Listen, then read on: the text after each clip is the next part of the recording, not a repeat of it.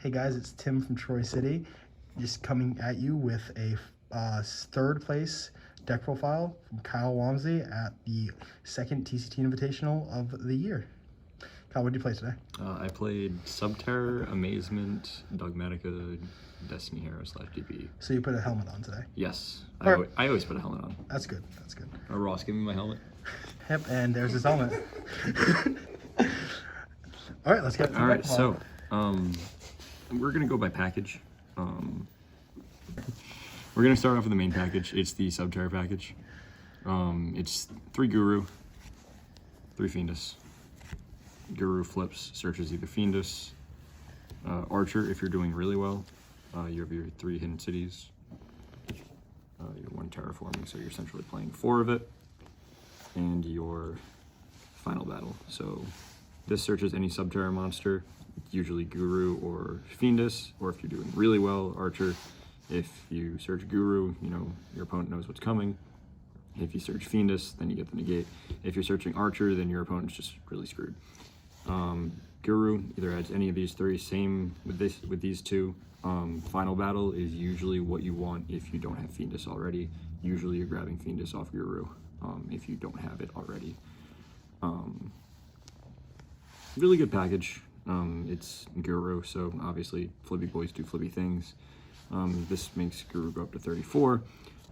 This, when it's destroyed, gets either of these 2. So. No Umastrix anymore? No Umastrix. Umastrix kind of bricks. You don't really flip as much as you want to. Plus, when you flip this up and you do the Subterror, the Guru quick effect, you can't summon Umastrix anyway, which is usually kind of what you're doing if you're behind for a little bit. So you can summon it off of the Fiendus, but usually people are playing Kaijus nowadays anyway, so they'll just Kaiju your Guru. So next time you like summon anything, you're just gonna be behind you with a dead card in your hand. So yeah. So that is the Subterror package. Small things, but you know, it beats I think this deck beats the regular deck that just plays a bunch of floodgates. Moving on to the Dogmatika package. It's just a small package. 1 Ecclesia, 1 Fleur, 2 Servant, because that's all you're allowed, and 2 Punishment. Punishment's really good. We play the Entis and the Titanclad in the extra deck, so you can pop off Entis and you can search off the Titanclad for this. Not really a lot to mention here because it's Dogmatika, so it kind of just does its own thing, but I didn't go into Fleur-de-Lis at all today, so it is what it is. But moving on, we have the Amazement package. It is 1 Administrator Arlecchino. We have 1 Time Ticket and 1 Cyclocoaster as your searchers. Time Ticket, depending on turn. On your turn, you pay it, feel great, and search the Arlecchino. On your opponent's, you pay, feel great, or you search one of the attraction traps, that being either the Cyclocoaster or the 2 Horror House, which is a Book of Moon, and this is your search for Arlecchino should you just hard draw it.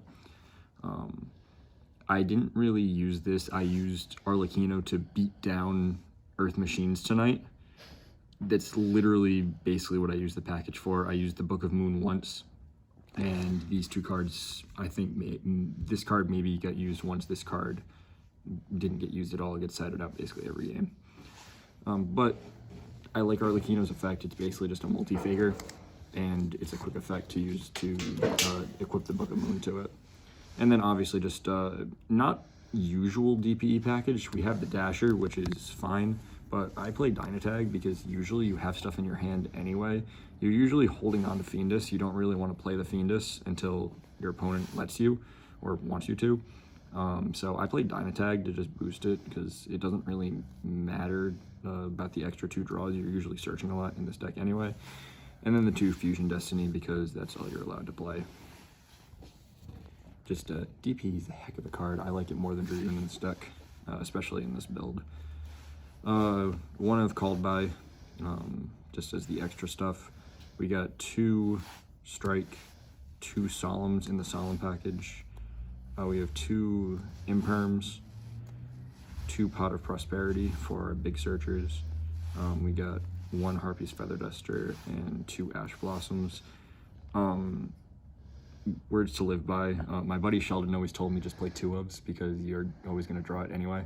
So it works, right? It works.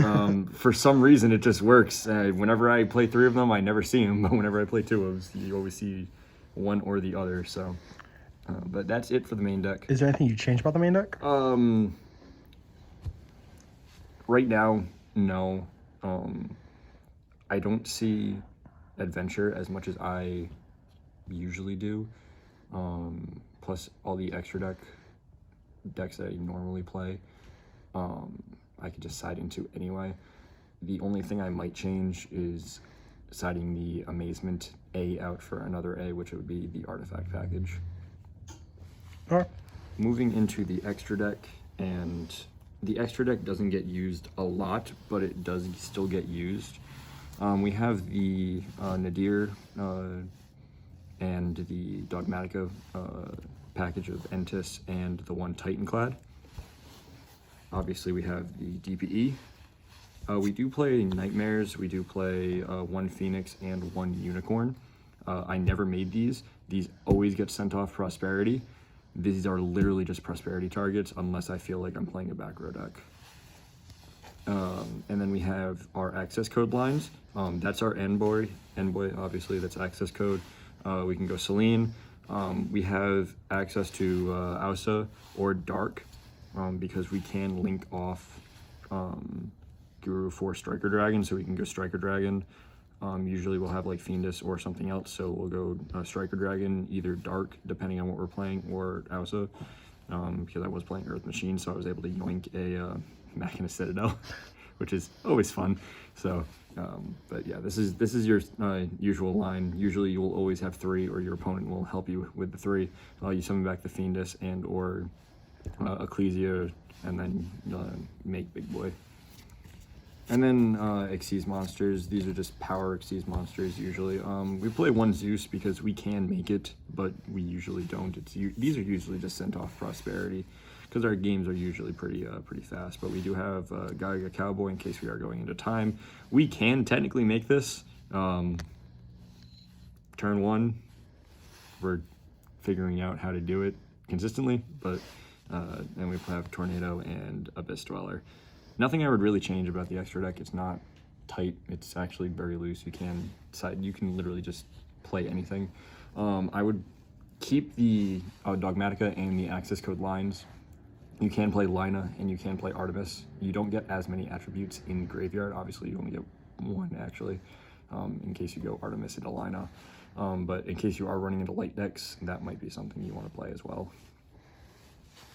And then the side deck. The side deck was the only main thing that I've really changed since like the last profile. I think it's become a little bit more prolific. I actually used all 15 cards in my first matchup.